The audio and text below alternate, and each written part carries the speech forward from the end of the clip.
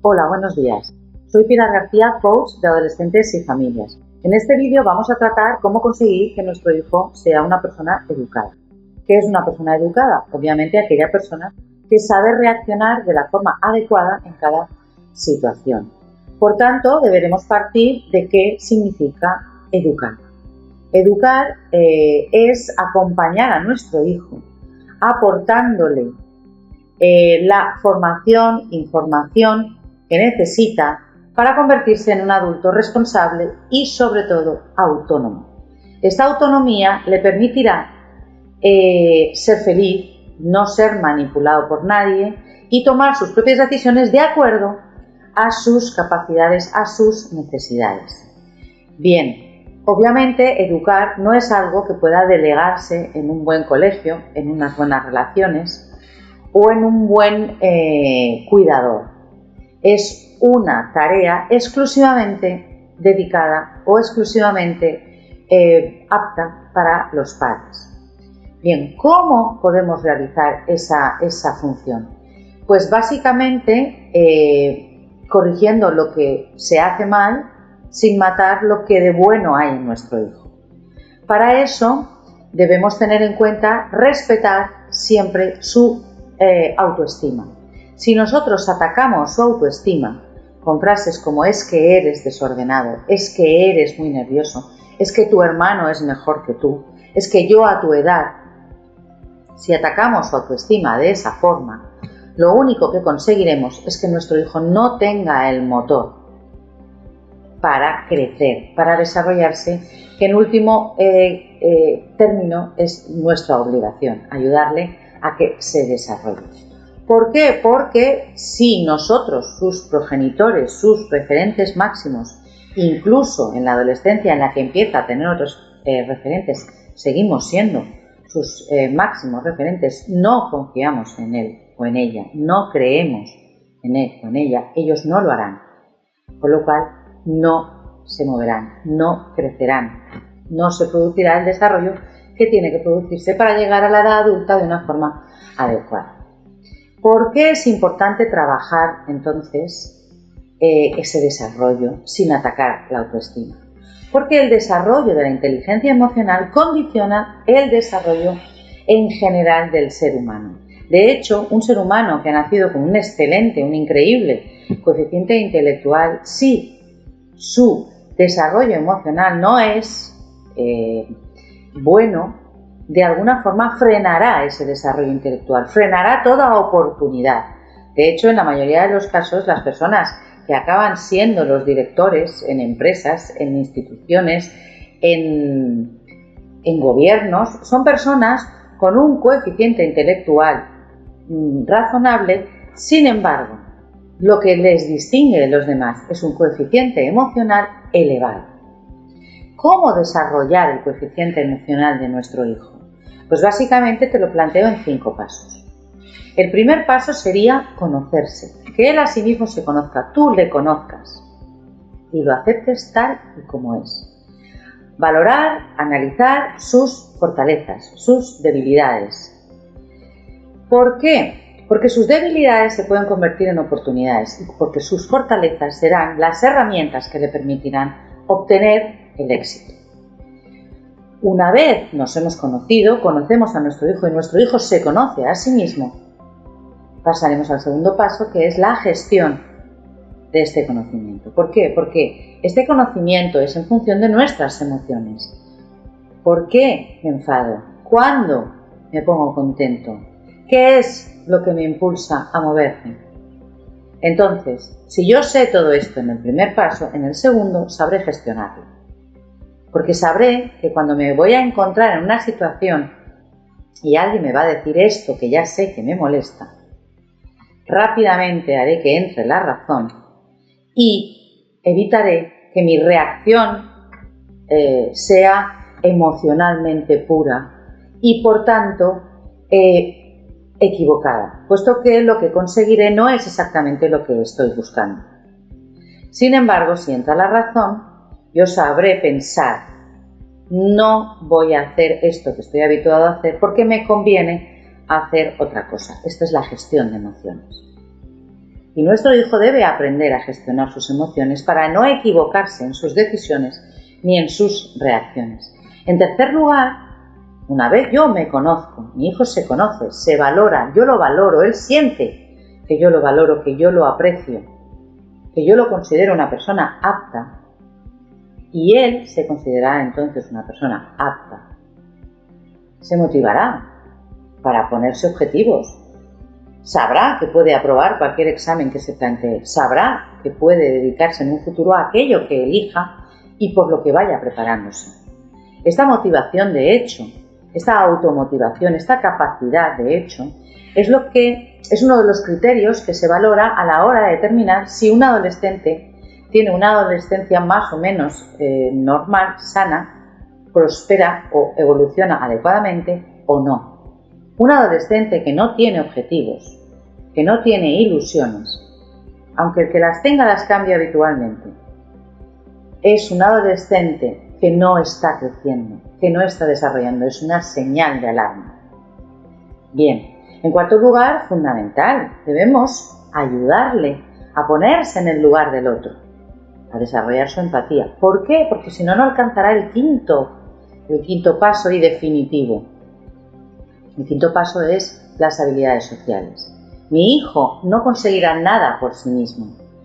Necesita de otras personas para crear una familia feliz y sana. Necesita de unas personas para tener su primer trabajo. Necesita de otras personas para crear su propia empresa o incluso una organización sin ánimo de lucro. En cualquiera de las situaciones de su vida, para alcanzar sus objetivos, necesita apoyarse en los demás. Y para poder obtener este apoyo de los demás, debe tener unas buenas habilidades sociales. Debe saber decir que no cuando debe hacerlo. Debe saber mantener buenas relaciones con los demás. Debe entender qué necesita el otro para poder dárselo a cambio de que el otro le dé también a él. Porque al fin y al cabo debe aprender a negociar. Debe aprender a hacer sentir bien a los demás. Debe recoger al que está afligido y debe saber cómo relacionarse en todos los ámbitos de su vida con las personas, porque son estas personas en definitiva las que le van a ayudar a ser feliz a él o a ella. Bien, una vez hemos desarrollado estos 5 pasos, una vez hemos facilitado a nuestro hijo recorrer este camino de 5 estaciones en su desarrollo, nos plantearemos pues para entender mejor cómo llevar a cabo esto.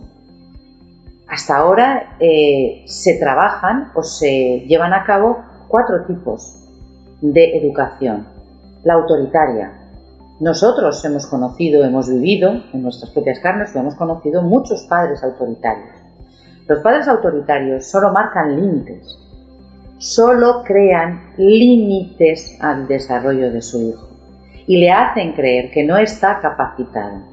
De hecho, en eso consiste, en el equilibrio de dar libertad y restringirla según la situación. Un padre autoritario lo único que conseguirá, porque el hijo va a buscar ese desarrollo natural de la manera que encuentre posible, conseguirá solo 2 respuestas por parte de su hijo. O este hijo se hará muy rebelde, o este hijo, lo que ocurrirá con él es que mentirá, porque de algún modo tiene que conseguir ese desarrollo, de algún modo tiene que alcanzar sus objetivos, de algún modo tiene que aprender a crecer, a alcanzar sus objetivos, a satisfacerse.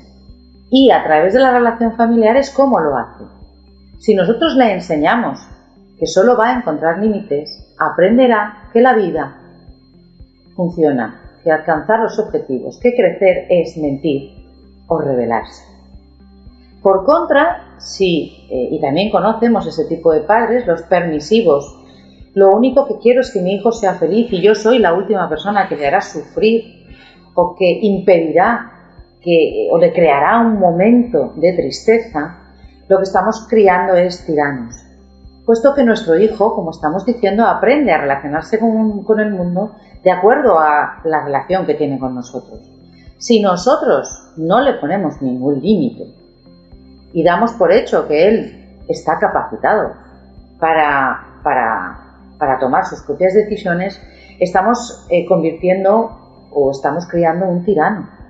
Estamos creando un tirano inmaduro que no sabrá defenderse en el mundo, porque en el mundo al que salga, en el mundo en el que tendrá que ganarse la vida o conocer a las personas para crear familias o para tener amigos, estas personas no van a pensar, oh pobrecito o pobrecita, que no sufra. Estas personas van a buscar su propio interés también. Y su propio interés con el interés de tus hijos es en el que confluirán en una buena relación, en un alcance de los objetivos de ambos. Si nuestro hijo piensa, siente que el mundo está creado para que él o ella sean satisfechos y que tú estás ahí también para eso, porque eso es lo que le has transmitido, no estaremos creando un desarrollo y estaremos creando seres muy infelices en el futuro.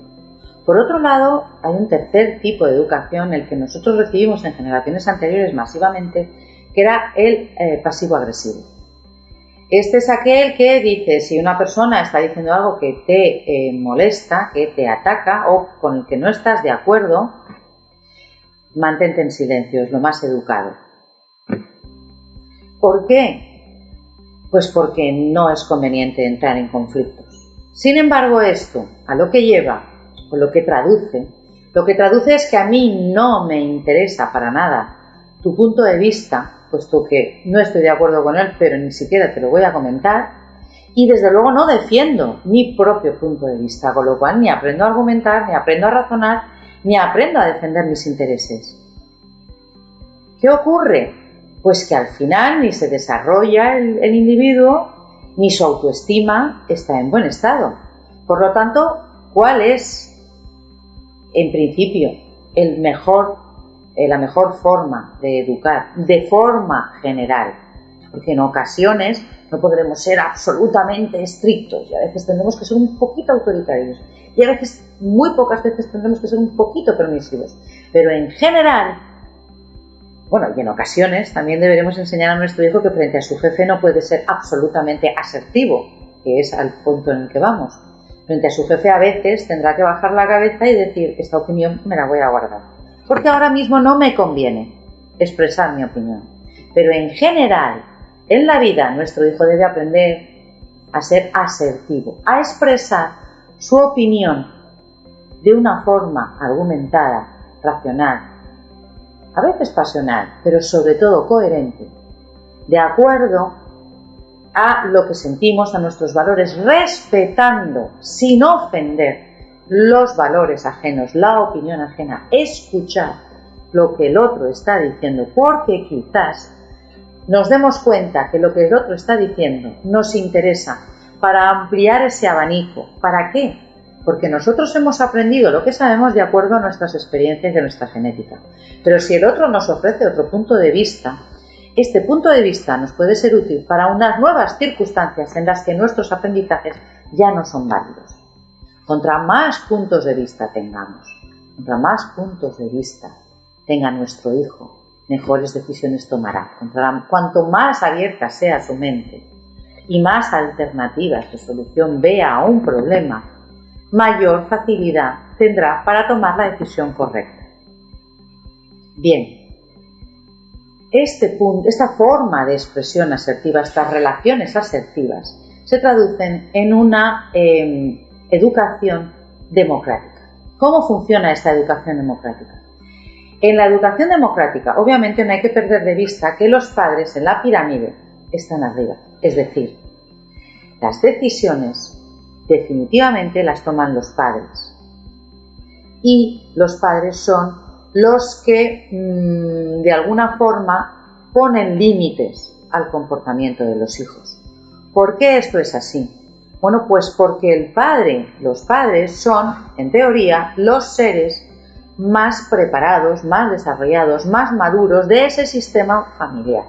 Y por tanto, de la misma forma que se establecen jerarquías en las empresas, en cualquier tipo de organización, y estas jerarquías se mantienen por utilidad de todos, por beneficio de todos, el más capacitado es el que finalmente en este caso los padres, es el que toma las decisiones. Sin embargo, escucha al menor.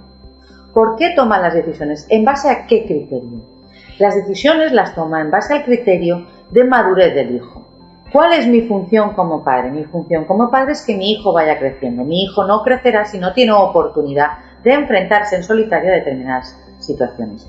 Sin embargo, yo como responsable soy la persona que decide en qué momento vamos a probar salir de ese límite, ampliar ese límite, en función de la madurez que yo observe en mi hijo. ¿Por qué? Porque mi objetivo es su seguridad y su desarrollo. Un equilibrio entre ambos. ¿Qué ocurrirá? Que mi hijo irá creciendo. Si mi hijo le amplía un límite y falla, no tiene una buena respuesta, volveré a reducir el límite. Pero mi objetivo es que sus límites vayan ampliando hasta que llegue una edad en la que, como adulto, yo ya no pondré límites a su comportamiento ni a su formación. Pero obviamente es un menor que incluso frente a la ley no es responsable en la totalidad de sus comportamientos. Esto quiere decir que la responsable soy yo. Que debo poner unos límites de acuerdo a su madurez para asegurarme de que crece sin hacerse daño. Y por otro lado, yo soy el que tiene que tomar las decisiones, pero no lo puedo hacer desde una actitud déspota, autoritaria. Debo escuchar su punto de vista. Porque mi mayor herramienta no es imponerme, sino influir. Y aquí te proporciono una herramienta fundamental, que son las preguntas. Y son fundamentales sobre todo en la etapa de la adolescencia, porque de forma natural el adolescente rechaza la autoridad.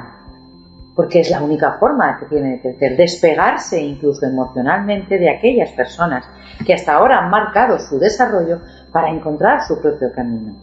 Esto implica que nuestro hijo necesitará de nuestra influencia, no de nuestra imposición. Contra más mayor se haga, mayor capacidad debe haber ido desarrollando para tomar sus propias decisiones y protegerse y seguir creciendo. De esa forma, yo te planteo, como te decía antes, una herramienta, las preguntas. ¿Las preguntas para qué? Para que racionalice, para enseñarle a pensar. ¿Por qué? Porque frente a cualquier actitud que haya tenido, cualquier reacción, cualquier comportamiento, la ruptura o límite, yo debo sentarme cuando ya no esté dominado por la emoción y decirle, ¿qué buscabas con esa reacción, con ese comportamiento? ¿Qué has conseguido? Reflexionará. Lo más probable es que reflexione diciendo o pensando, no he conseguido lo que buscaba porque de hecho he recibido un castigo, o de hecho se me ha reducido el límite, o de hecho la otra persona se enfadó conmigo, o de hecho hice daño a alguien. Bien, la siguiente pregunta será, ¿qué alternativas tenías de comportamiento? Piensa bien, para conseguir eso que querías. Enuméralas. Y ahora analiza qué consecuencias tenía cada una de estas alternativas. ¿Qué harás la próxima vez? Esto es enseñar a pensar a tu hijo. Eso es educar.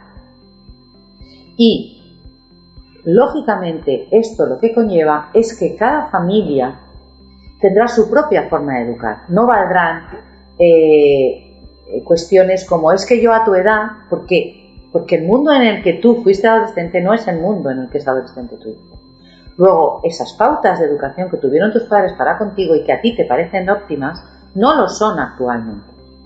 Y por otro lado, tampoco lo son pues lo que hagan otros. Es decir, es que mis amigos todos vuelven a tal hora. Bien, tus amigos, sus padres consideran que son más maduros o que están más capacitados, o quizás sus padres no vean los riesgos a los que os enfrentáis a esas horas en la calle, porque no estáis preparados. Lo estaréis. Yo no digo que no lo estés. Yo no digo que no valgas. Yo no digo que no vayas a hacer eso. Yo no digo que no estés capacitado. Solo digo que en este momento no puede ser porque y analizas con él. Necesitas este tipo de actitudes, necesitas este otro tipo de actitudes y tú de momento no las has desarrollado o por lo menos yo no las percibo. Demuéstramelo y ampliaremos el límite. Tampoco te dejes arrastrar por las nuevas teorías de educación, déjale llorar, hasta que no, tu hijo te necesita, eres su máximo referente, eres su confort, su recogimiento emocional. Tú no puedes ningunear su emoción, tú no puedes ningunear su necesidad de relacionarse con seres con los que necesita relacionarse, porque son sus iguales antropológicamente, es su obligación como ser humano relacionarse con sus iguales. Es una llamada natural, por lo tanto, el único criterio que te va a servir es la naturaleza. Si tu hijo tiene